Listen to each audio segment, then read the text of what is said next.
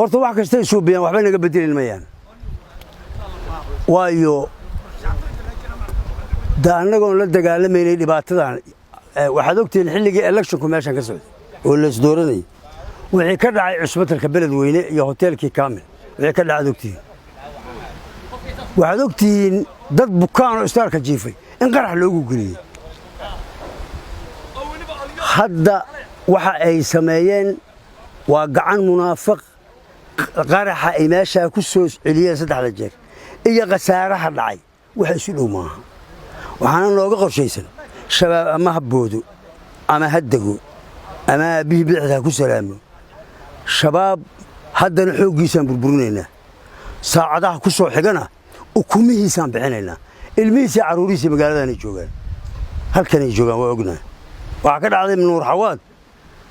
anigu hooyadiis u soo kaxaysay farmasi oo dawada wax ka sii rabtay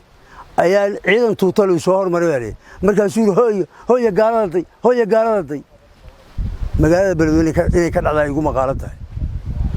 wallaan ku dhaarto billaan ku dhaarto tallaan ku dhaartay ukumihiisa inaan bixinaya haddaan nabada waxaana nooga qorshaysan shabaab hadda waxaan daba joognaa kiisii qoriga lahaa islaamihiisa caruurihiisa ukumihiisa iyo kii bari la shaqeeyay nama cafi doono waxaan rabaa dadka reer beledweyne ama reer hiiraan ee shabaabka guryaha ka ijaartay waa wada garanaynaa intooda badan waxaan si cad ugu sheegaynaa qofkii shabaab guri ka ijaara asagana inuu xabsi mutaysanayo gurigana in lala wareegayo oo dawladda la wareegayso hadda qof kasta ay shabaab ha iska saaro qofkii inuu shabaab wanaagsan yahay aaminsan ha ku haysto laakiin saacadan annagu u nimaado gurigana waa lala wareegaya asagana xabsiga lagu gudbiyo haddii ilaahay